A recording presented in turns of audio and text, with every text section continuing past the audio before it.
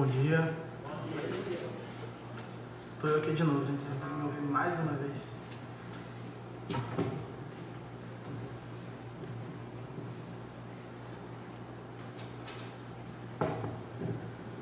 Eu sei que pedem para eu não mexer nisso aqui, mas minha Bíblia não cabe. Então depois vocês arrumam, tá bom? Não é por mal, não.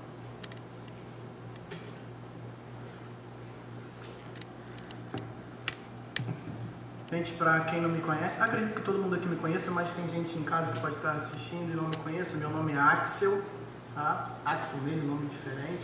Eu sou diácono seminarista aqui dessa igreja, agora eu me apresento sempre, tá bom?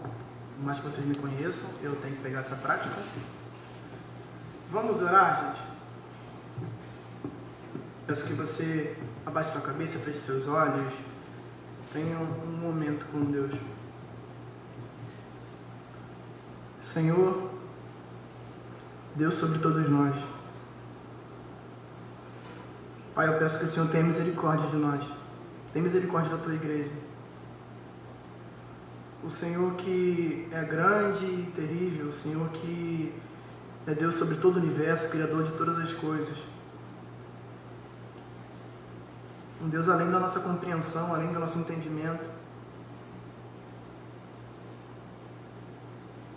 Tem misericórdia de nós. Eu peço que a tua graça seja derramada sobre nós a ponto de a gente poder ouvir tua voz hoje. Que o teu Espírito fale aos nossos corações, que os nossos ouvidos estejam abertos, o nosso coração sensível para ouvir a tua voz. Deus, fala com a tua igreja, por favor. Meu pedido é que o Senhor me transforme, assim como eu peço que o Senhor transforme a nossa igreja.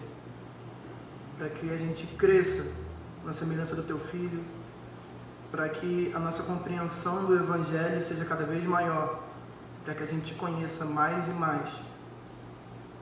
E o Seu nome seja honrado e engrandecido entre os homens, aqui no centro da cidade, em toda a cidade, em todo o Rio de Janeiro, em todo o Brasil, em todo o mundo, Deus.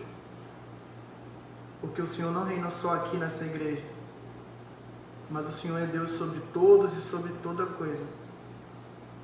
Em nome de Jesus, a tua palavra vai ser lida hoje e que a gente possa ouvir de você. Mais uma vez eu peço que o Senhor tenha misericórdia de mim e da tua igreja. Em nome de Jesus. Amém.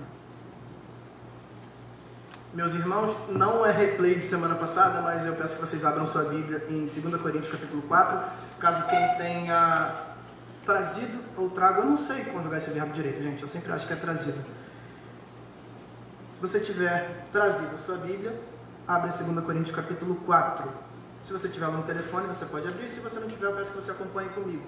Esses ouvidos bem atentos, tá bom? 2 Coríntios 4, versículo 1 ao 4. Diz assim: portanto, tendo este ministério pela misericórdia que nos foi concedida, não desanimamos. Pelo contrário, rejeitamos as coisas ocultas que são vergonhosas, não procedendo com astúcia, nem distorcendo a palavra de Deus, mas pela proclamação pública da verdade, recomendamos-nos a consciência de todos os homens diante de Deus. Se o nosso evangelho está encoberto, é para os que estão perecendo que está encoberto, entre os quais o Deus desse século cegou a mente dos incrédulos, para que não vejam a luz do evangelho da glória de Cristo, o qual é a imagem de Deus. Eu vou ler de novo, tá bom, gente? Peço que... é porque... ah, não, a gente tem aqui. Eu ia ler para poder fixar. Mas já que eu falei que eu ia ler, vou ler nessa versão aqui então, tá bom? Letícia, muito obrigado. Portanto, visto que temos este ministério pela misericórdia que nos foi dada, não desanimamos. Antes, renunciamos aos procedimentos secretos e vergonhosos. Não usamos de engano, nem torcemos a palavra de Deus. Ao contrário, mediante a clara exposição da verdade, recomendamos-nos a consciência de todos diante de Deus. Mas se o nosso evangelho está encoberto, para os que estão perecendo é que está encoberto. O Deus dessa era cegou o entendimento dos descrentes, para que não vejam a luz do evangelho da glória de Cristo, que é a imagem de Deus. Espero que tenha ficado bem claro. Eu não pretendo fazer exposição versículo por versículo, fazer uma exegese completa do texto, até porque não temos tempo hábil. Mas vou fazer alguns pontos só para situar do contexto das coisas, tá bom, gente? Espero que você me acompanhe sem dormir, por favor. Faz um esforço, tá bom? Versículo 1. Portanto, tendo esse ministério, eu vou até falar um pouquinho mais rápido para ver se vocês animam, tá? Portanto, tendo esse ministério pela misericórdia que nos foi concedida, não desanimamos. Este ministério que ele está se referindo é o que ele fala nos capítulos anteriores. Ele faz um contraponto ao ministério da letra, o que ele chama assim. Este ministério que ele está dizendo é o ministério do Espírito, o ministério da reconciliação, que a gente vê um pouquinho também mais para frente. Esse ministério que ele está falando, se você for dar uma olhada no capítulo 3, no versículo 7 em diante, ele diz assim, ó, se o ministério da morte, gravado com letras em pedras, veio em glória, de maneira que os filhos de Israel não podiam fixar os olhos no rosto de Moisés, por causa do seu brilho, que estava se dissipando, como não será de maior glória o ministério do Espírito? Porque se o ministério que traz a condenação era glorioso, quanto mais glorioso ainda será o ministério que traz a justiça. É desse ministério que ele está falando. Ele também afirma que esse ministério foi concedido a ele por misericórdia. Você pode acompanhar nas saudações paulinas nos inícios das cartas. Por exemplo, na carta de Efésios, capítulo 1, versículo 1. Efésios são 2 cartas para frente, tá, gente? Depois de Gálatas. Ele diz assim, ó, Paulo, apóstolo de Cristo Jesus, pela vontade de Deus. Ele está falando que o ministério é por graça de Deus, não é por alguma coisa que ele tenha feito, não é por alguma coisa que ele é, mas esse ministério ele recebeu porque Deus foi gracioso e misericordioso para com ele. No versículo 2 diz assim, pelo contrário, rejeitamos as coisas ocultas que são vergonhosas, não procedendo com astúcia, nem distorcendo a palavra de Deus, mas pela proclamação pública da verdade, recomendamos-nos a consciência de todos os homens diante de Deus. Ele está apontando para aquilo que ele falou no capítulo 2, caso alguém conheça a carta de 2 Coríntios. Caso você não conheça, você pode acompanhar comigo no capítulo 2, no versículo 17. Ele diz, porque não somos mercenários da palavra de Cristo, como tantos outros, mas falamos em Cristo com sinceridade da parte de Deus e na sua presença. Ele vai seguindo, falando sobre recomendações e tal. Aqui ele está se colocando numa posição diferente dessas pessoas. Nós não somos os mercenários da palavra de Deus como essas outras pessoas. A gente não distorce a palavra de Deus, mas a gente recomenda a todo homem a verdade. Como ele diz, proclamação pública da verdade, recomendamos a consciência de todos os homens diante de Deus. A gente tem muitos exemplos atuais do que significa isso. Eu já vi uma vez, tentando lembrar a história certinho, um pastor numa igreja oferecendo fronha para espantar pesadelo. Alguém já ouviu dessas bizarrices? Com certeza sim. Eu já vi pessoa vendendo um terreno no céu com sangue do cordeiro marcado. A pessoa pinta numa tinta de vermelho e vem, faz uma cruz e fala que isso aqui autenticou o seu terreno no céu. Esses são mercenários da palavra. São pessoas que, ao invés de se atentar àquilo que a Escritura diz, se atentar ao ministério que foi recebido, esses se venderam aos prazeres mundanos, aos desejos da carne, às falácias do diabo ou qualquer outras coisas. A gente escuta através dessas pessoas sobre evangelho da prosperidade, a gente já ouviu sobre comunidades terapêuticas, a gente escuta sobre 1 milhão de coisas. Sobre isso, em Gálatas, capítulo 1, versículo 8 e 9, passei direto, perdão. Capítulo 1, versículo 8 e 9, ele diz assim, ó, mas ainda que nós mesmos ou um anjo do céu vos pregue um evangelho diferente do que já vos pregamos, seja maldito. Conforme disse antes, digo outra vez, se alguém vos pregar um evangelho diferente daquele que já recebestes, seja maldito. Ou em versões antigas diz, seja anátema. Não pode ter um evangelho diferente. O evangelho que a gente recebeu, que vem de Jesus. Jesus morreu e ressuscitou ao 3º dia.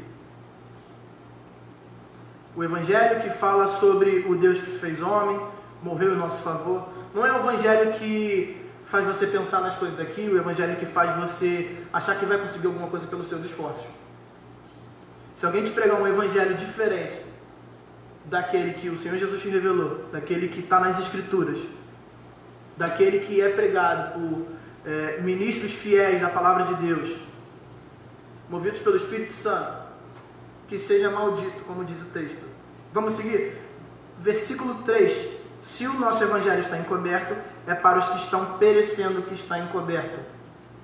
Se você quiser dar uma olhada, Isaías capítulo 6, versículo 10, essa é a visão que Isaías tem no ano da morte do rei Uzias, que ele diz no texto. Ele vê os serafins voando com a brasa e tal, e escuta Deus falar: a quem enviarei? Quem irá de ir por nós? Ele diz: eis-me aqui, Senhor, envia-me a mim. E ele diz: então, torna insensível. Eu não vou falar certinho o que está escrito no texto, porque eu vou abrir na parábola do semeador em sequência, e ele fala: mas torna duro o coração dessas pessoas, que o ouvido deles não se abra para que eles não escutem, que os olhos deles não se abram para que eles não vejam, não se convertam para o coração e eu não os cure. Isso é o que Deus diz para Isaías, parafraseando, tá bom? Mas na parábola do semeador, em Mateus capítulo 13, versículo 15, Jesus diz, ele faz uma citação: porque o coração desse povo se tornou insensível, com os ouvidos ouviram de má vontade, fecharam os olhos para que não vejam, nem ouçam com os ouvidos, nem entendam com o coração, nem se convertam e eu os cure.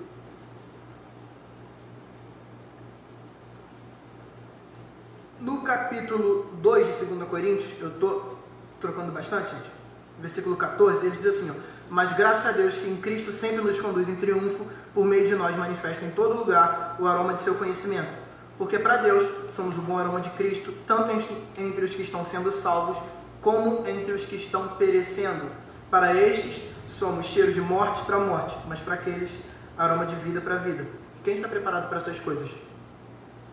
Quando ele diz aqui, se o nosso evangelho está encoberto, é para os que estão perecendo que está encoberto, ele está falando sobre isso.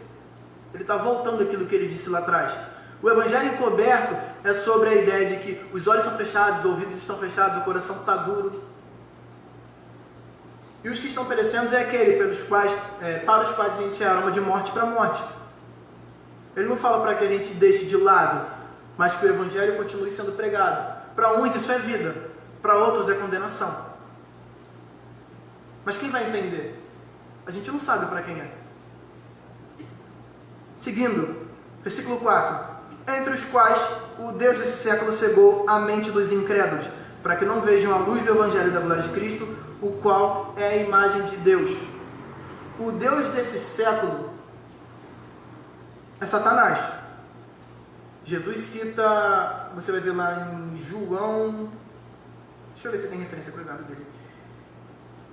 João 12:31, quando uma voz do céu fala, né? Esse é meu filho amado, em quem me alegra. Se eu não me engano, é essa fala. Mas o contexto é de que muitas pessoas dizem que foi um raio ou um trovão, outros dizem que um anjo falou a ele. Jesus, na sequência, ele diz que o príncipe desse mundo seria expulso. Eu vou até abrir aqui para fazer a citação correta, tá bom, gente? Não gosto muito de fazer essa citação meio zoada, não. João 12:31. Se você quiser acompanhar na sua Bíblia também, fique à vontade, tá bom? Exatamente isso.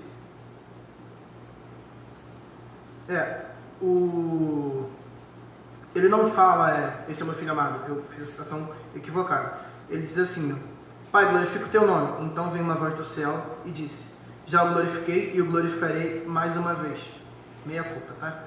Uma multidão que estava ali a ouviria e dizia ter sido um trovão. Outros diziam: um anjo lhe falou. Jesus respondeu: essa voz não veio por minha causa, mas por causa de vós.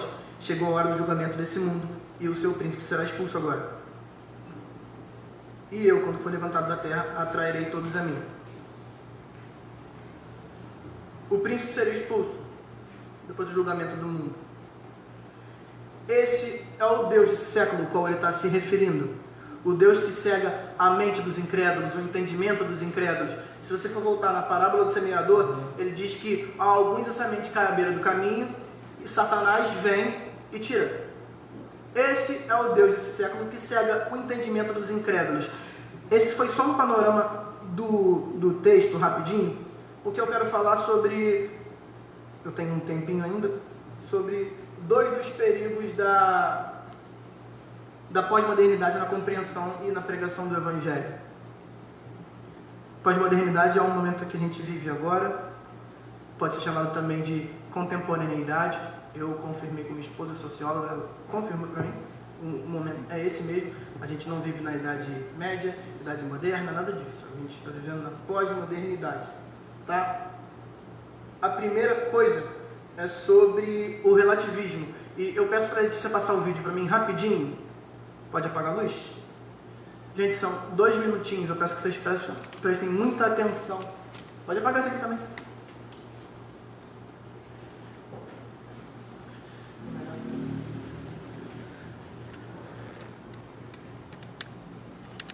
Eu vou dar uma passada rapidinho sobre o vídeo depois que passar ali, porque eu não sei se vai todo mundo conseguir ler. Tá bom? Ele é legendado.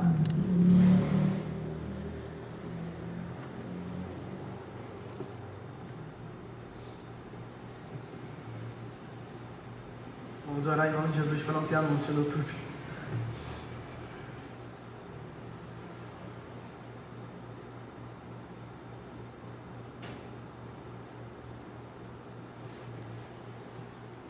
Vou ficar fazendo a música em suspense enquanto o vídeo não chega. Eu não sei fazer música em suspense. This is a red balloon. It's true, it's red, we all know our colors. The absolute truth is that this balloon is red. No, it's not. That's green. What? This right here is a green balloon. That is the prettiest yellow balloon. Yellow? This is red. Yeah, come over here. No, it's green. It's red! Yeah, I know, it's a red balloon. Hey, will you look at it from my point of view, please? What? Hey, nice blue balloon. It's green! Green? It's red. What? Why are you saying it's red when it's blue? Huh? It's totally purple from here. Purple. Okay, you know what? Let's just settle this once and for all, okay? Where are you going? Hey, what color is this balloon? I only see in black and white. Hey, Mark, what color? There is no balloon. This is ridiculous. Hey, I know what the problem is. Look, my mom taught me that this was blue. But, then she said this is red, green, yellow, and on and on. Okay, I get that your mom taught you that was blue, but I mean, that's not the truth. Whoa, why are you talking bad about his mom? Yeah. I'm not. Listen, I respect your mother. Thank you. And the way she raised you. She taught you that it was blue. Our moms taught us that it was red. That's the way it goes. I thought you said it was green. It is green. See, I'm smart. I went to college. And in college, I learned all these different theories about color. Really? And my color professors who have doctorates in color. Do you have a doctorate in color? No. It shows, okay? They can't even agree on one theory of color, so you have to look at all the different theories and pick which one works best for you. And green is great for me. That makes sense. Thank you. No, you can't just pick whatever color fits your life the best. Red is red. Okay, do you know the word intolerant? Yeah. Because that's what you're being right now. All right, you're shoving your opinion down my throat. Okay, it's not my opinion, it's the truth. Hold on. All we're saying is that we need to stop arguing about trivial things. Like truth. You know, the funny thing about truth is, it's true, whether you believe it or not. Eu acho essa sketch sensacional. Deu pra ler aí atrás? Mais ou menos, então não deu pra pegar tudo. Resumindo, aquilo ali ele fala sobre ponto de vista, sobre relativismo. Ela afirma que o balão é vermelho e as pessoas em ângulos diferentes dizem que o balão é de outra cor. A cada ângulo que se olha, se vê o balão de uma outra cor. No final ela diz que você não tem como relativizar a verdade. No caso, o balão era vermelho. Independente do que você dissesse que seria, ou independente se você acreditar ou não, a verdade continua sendo verdade. Não dá para relativizar. O básico é isso. O relativismo ele fala de que tudo é um ponto de vista. De que nada mais é concreto, tudo pode ser, vamos dizer, fluido, tudo pode mudar, depende da forma como você enxerga. Depende da sua opinião. Outro ponto é o egocentrismo. Eu iria trazer um outro vídeo, só que a gente ia correr demais, gente. Uma outra sketch deles, se vocês quiserem acompanhar depois, eles são um grupo muito bom. One Time Blind. Espetacular, eles têm muitas sketches assim, eles são cristãos também. No egocentrismo, ele vai dizer que é tudo sobre mim, de que eu sou o protagonista da história. Se existe uma história no mundo, eu sou o protagonista e todas as pessoas são coadjuvantes na minha história. O egocentrismo vai dizer sobre isso. A gente escuta o Cláudio falar muito sobre o que mudou na época do iluminismo, correto? Antes do iluminismo, a gente via que a mentalidade do mundo era gerada no antropocentrismo, no teocentrismo, que vai dizer que Deus era o centro de todas as coisas. Então, todas as opiniões, verdades, elas giravam em torno disso, dessa afirmação, de que Deus era o centro. Só que, na chegada do iluminismo, a gente vê que o antropocentrismo ele toma conta, de que agora não é mais Deus que é o centro de todas as coisas, mas sim o homem. Só que, no nosso momento atual, e eu acho que o iluminismo é o início da pós-modernidade, então, é a mesma era chamada, mas a gente vive uns desdobramentos disso, que é a era do egocentrismo, onde não só o homem mais é o centro de todas as coisas, mas no caso sou eu. Tudo gira ao meu redor. Eu sou o centro de todas as coisas. Tudo é voltado para mim agora. Por isso a gente vê caindo sempre o sentido de coletividade. Não se fala mais sobre coletividade, mas muito mais sobre liberdade individual, sobre aquilo que você pode fazer, o que é o seu desejo, aquilo que pode ser bom para você, aquilo que serve para você. É sempre no individual. Não se trata mais de nada em coletivo. E eu não estou fazendo uma crítica aqui à liberdade individual, tá, gente? Isso é uma conversa bem profunda e longa. Eu só estou fazendo alguns pontos muito rasos sobre tudo que eu estou falando. A ideia é a gente conseguir chegar a algum tipo de pensamento. O ponto é, o relativismo, ele vai dizer que tudo é questão de ponto de vista. E o egocentrismo vai dizer que é o meu ponto de vista que vale. Como no final eles ficaram discutindo. E eles chamou ela de intolerante. Porque ela não sabia, ela estava querendo impor a opinião dela sobre a dele. No egocentrismo, vai dizer que o que importa é a minha visão. O relativismo vai dizer que tudo tem um ponto de vista. Se você está bem com o seu ponto de vista, está ótimo. É relativo. Isso não é absoluto. E esses são perigos da pós-modernidade para a pregação e compreensão do Evangelho. E são formas que o Deus desse século cegou a mente dos incrédulos. São duas delas, mas existem muita gente. Muitas.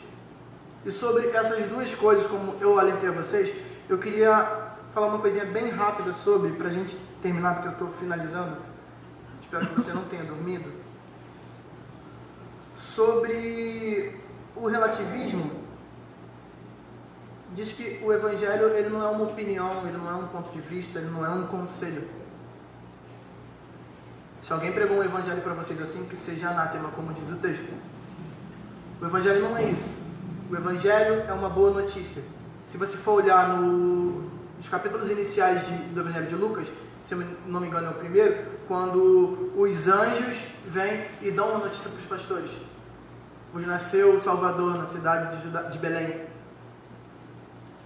É uma boa notícia que se dá.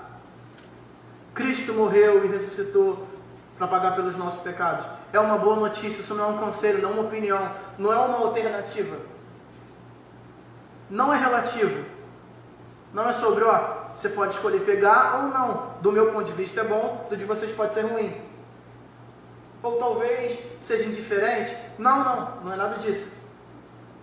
O Evangelho não se encaixa nesse tipo de coisa. Muito pelo contrário. Ele bate firme contra isso. Porque não é questão de opinião. É a verdade. Como diz ela no vídeo, a verdade é a verdade, quer você acredite ou não. Sobre o egocentrismo, só uma coisinha também. Vai dizer que o Evangelho não é sobre você, não é sobre mim. Quando a gente ouve do Evangelho, quando a gente lê nas Escrituras do Evangelho, quando a gente escuta alguém usado pelo Espírito Santo falando do Evangelho pra gente, a gente entende que não é sobre nós. Por mais que exista um amor gigantesco, amor feroz e tantas outras características que a gente pode empregar ao amor de Deus, isso não se trata de nós, se trata sempre dele. Não é sobre aquilo que a gente pode fazer, não é sobre aquilo que a gente é, mas sobre o que ele quer, sobre quem ele é, sobre quais são os planos de Deus. No Evangelho, o foco não é de que as pessoas são alcançadas e estão sendo salvas, mas o foco é de que Deus se fez homem e morreu pelas pessoas. Esse é o foco. É sobre isso que a Escritura fala. Esse é o Evangelho de verdade. Caso você queira, a gente pode conversar muito sobre isso aqui, sobre 1 milhão de outros pontos. Eu acho super interessante e super construtivo. Só que, como eu disse no início, a gente não tem tempo hábil. Eu quero encerrar com vocês. Peço que vocês estejam atentos. O pessoal da música pode vir? Que vocês, assim como eu, a gente esteja atento aos perigos que a nossa era passa pra gente. A gente tem muitas oportunidades, muitas coisas avançaram, o avanço da tecnologia foi fantástico, só que a gente não pode deixar de estar vigilante, achar de que está tudo tranquilo, de que tudo que vem foi bom ou é bom para que a gente consiga viver a nossa vida da maneira que Deus quer, conseguir passar a mensagem que as pessoas vão compreender da mesma forma sem ter algum tipo de resistência. Não é assim. Não é assim. No mundo a gente tem aflições como foi prometido. Jesus disse que teríamos. Mas o foco é para que a gente se mantenha firme, como o versículo 1 diz: tendo recebido esse ministério pela misericórdia que nos foi dada, não desanimamos. Que você não desanime quando você vê algumas pessoas que adulteram a palavra de Deus, quando você vê pessoas que se vendem pelos prazeres desse mundo, quando você notar que o Deus desse século de fato cegou o entendimento dos incrédulos. Não desanima, mas que o nosso coração esteja sempre cheio de compaixão, pedindo para que Deus reverta essa situação, para que solos sejam transformados, para que pessoas continuem sendo salvas e o nome de Deus seja cada vez mais honrado e glorificado entre nós, entre aqueles que a gente conhece, entre os que a gente não conhece, e que os desdobramentos disso sejam infinitos. Não desanime. A última frase dessa manhã é essa. Não desanime. Versículo 1. Tendo recebido esse ministério pela misericórdia que nos foi dada, não desanimamos. Vocês receberam o ministério da reconciliação, de levar o evangelho às outras pessoas, e de que as situações do dia a dia, que o cotidiano não amasse e esmague isso dentro de você, que a semente do evangelho de fato dê fruto. Se a gente for olhar a parábola do semeador, ele fala sobre isso,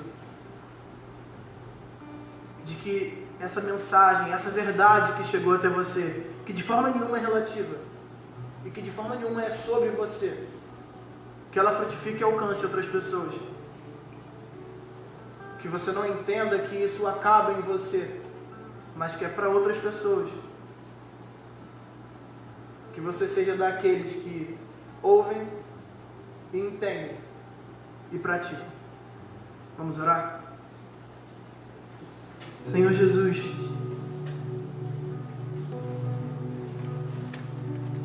eu peço que a Tua voz tenha sido ouvida essa manhã,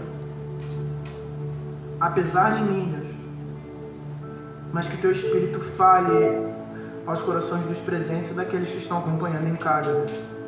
Tem misericórdia da Tua igreja, tem misericórdia de mim, Deus, porque eu não sou o melhor dos oradores, nem tampouco falo com uma clareza absurda, mas entendo que a Tua voz é ouvida por quem quer que esteja aqui, porque foi o Senhor quem falou. Pai, se eu falei alguma coisa que não provém de você, que o pessoal esqueça, mas que todas as palavras que saem da tua boca jamais serão esquecidas, Deus. Que elas jamais sejam esquecidas. Em nome de Jesus, continua transformando os corações. Que o teu Espírito continue atuando em nossas vidas. Continue nos transformando a semelhança do teu Filho, Deus. Assim como o Senhor prometeu que faria. Que a obra que você começou em nós terminaria no dia de Jesus. O teu grande dia. Pai, transforma e move a tua igreja na direção que o Senhor quer. Que a gente consiga se alegrar com transformações de vidas, com conversões de pessoas. Que a alegria dita que os anjos do céu têm quando um pecador se converte seja compartilhado por nós, a nós. Deixa que a gente se alegre com aquilo que te alegra, Deus. E que o Senhor afaste do nosso coração aquilo que entristece a você. Que a cada dia que passe, nós sejamos cada vez mais reconhecidos como aqueles que andam segundo o Espírito de Deus, como aqueles que são movidos pelo Senhor, como filhos legítimos, adotados, porém legítimos. Em nome de Jesus. Amém. A gente passa para o nosso momento de ceia agora. A ceia é sobre aquilo que eu disse para vocês. É sobre um corpo, sobre pessoas se achegando.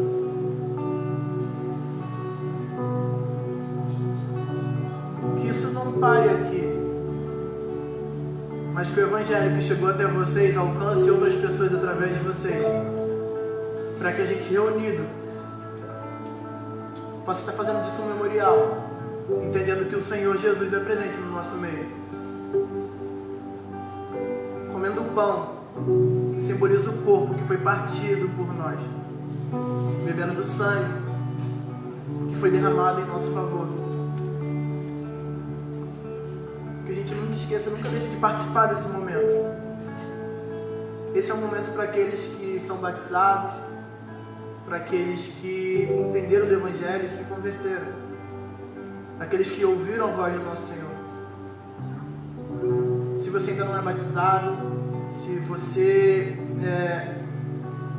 ouviu dessa mensagem essa manhã, quer conhecer mais sobre Jesus, quer entender mais sobre o sacrifício de Jesus, procura um dos nossos líderes. Os nossos irmãos estão dispostos a conversar com você, a falar sobre o Evangelho e te preparar para que você possa tomar da ceia junto com a gente. Que a gente possa continuar compartilhando desse momento até que o nosso Senhor Jesus volte, como diz as Escrituras.